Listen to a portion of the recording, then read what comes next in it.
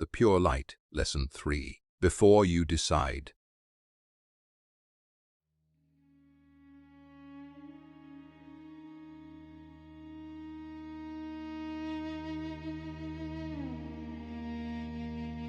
If you've made it to Lesson 3, understand this clearly. Most people never get this far.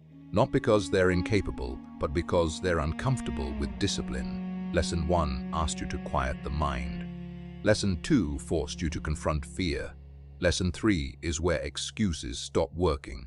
Stay focused. This lesson decides whether you apply what you learn or remain a spectator. Welcome back, petitioner. This lesson is called Before You Decide, because that moment, the moment before choice, determines the quality of everything that follows, not the decision itself, not the outcome, the process that leads to it. Most people think decisions happen when they think about them. They don't. Decisions are usually made earlier, in reaction, in habit, in emotional momentum, in mental clutter that has never been cleaned. Thought often shows up late, pretending to be in control. This lesson exists to expose that. Here, we're not interested in motivation. We're not interested in belief. We're interested in precision. Precision in thought. Precision in timing. Precision in action. That requires something most people never develop: mental hygiene. Mental hygiene is the discipline of keeping the mind clear enough to choose well. Not empty, not suppressed. Clear, clean, ordered. If the mind is cluttered, decisions will be sloppy. If the mind is rushed, decisions will be reactive. If the mind is polluted, decisions will feel urgent but lack clarity.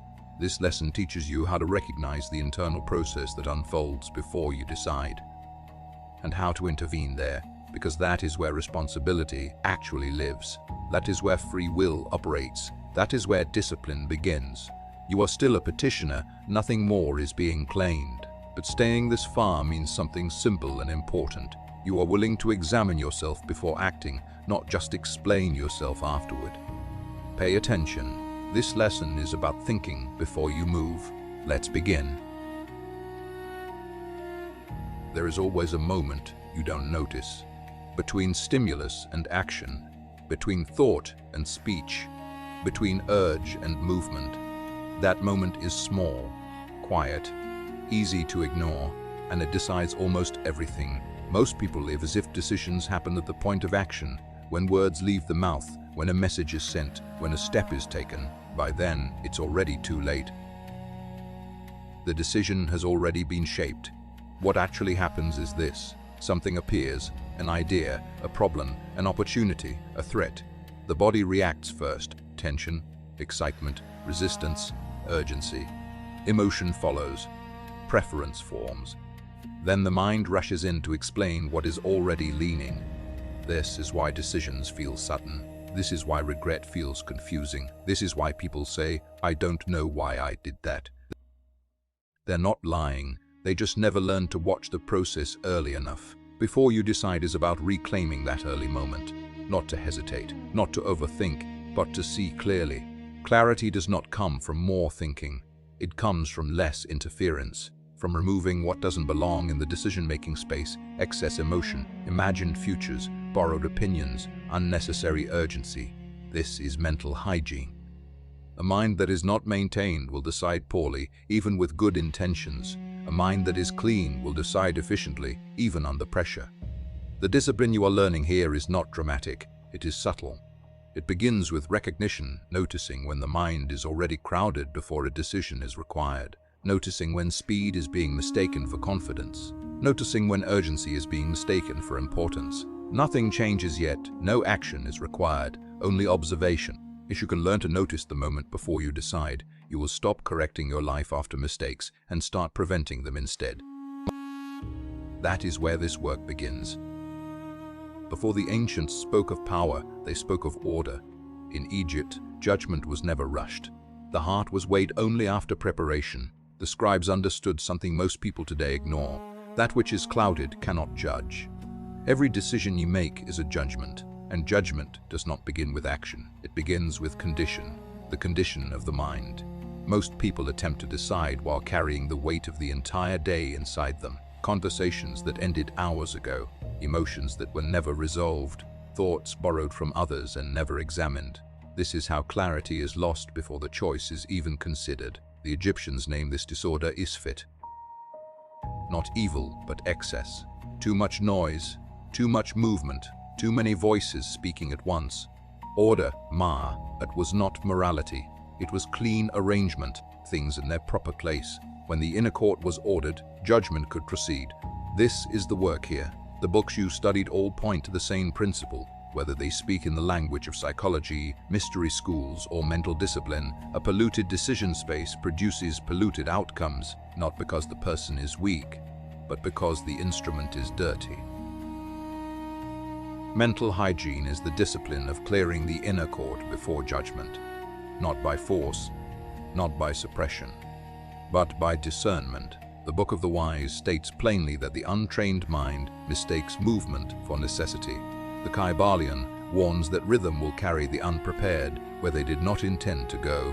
Psych's self-defense teaches that what you repeatedly entertain eventually commands you. All of these are pointing to the same danger, allowing what is unnecessary to participate in decision-making. Here is the critical distinction you must understand. A thought does not need to disappear to lose authority. An emotion does not need to be resolved to be set aside. A memory does not need to be healed to be excluded. It only needs to be recognized as irrelevant to the present judgment. This is where most people fail. They believe everything that arises must be answered, that every feeling deserves a vote, that every thought belongs at the table. The Egyptians would have called this poor governance. A house with too many voices has no master.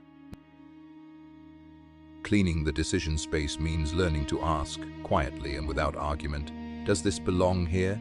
Not, is this true? Is this justified? Is this important? Only, does this belong in the moment before action? You'll be surprised how much leaves on its own. When the inner court is clean, decisions do not feel dramatic. They feel simple, calm, almost obvious. This is why the ancients associated clarity with silence, not because silence was sacred, but because it removed interference. This is not mysticism, this is mechanics. A clean scale gives an accurate weight, a clean lens gives a clear image, a clean mind gives a precise decision. In the next part, we will focus on the pause itself, the narrow space where free will actually operates, and why missing it causes a lifetime of correction after the fact. Remain attentive. This is where discipline begins to show itself. Now we come to the narrowest point in the entire process. Not the decision, not the outcome, but the pause. The Egyptians understood that power does not announce itself loudly. It appears in moments so small they are easy to miss. They taught that order is preserved not by strength, but by timing. He who knows when to stop already knows how to proceed. The pause is not hesitation. Hesitation is confusion stretched over time. The pause is clarity held briefly. It may last a breath, it may last a heartbeat, but it is enough. This is the only place where free will is real. Before the pause, you are being carried by habit, by emotion, by rhythm, by circumstance. After the pause, action follows what has already been set in motion. But inside the pause, you are present, awake, responsible. This is why most people miss it. The pause feels uncomfortable. It interrupts momentum. It removes the illusion of inevitability. And without training, the mind rushes past it. The books you've encountered all circle this same truth.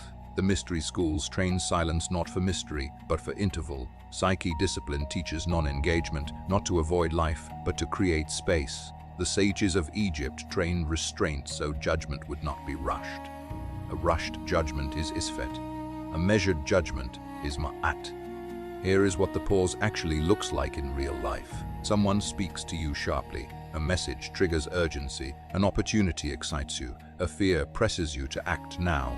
In that moment, the body tightens and the mind accelerates. The urge to respond feels immediate, necessary, justified.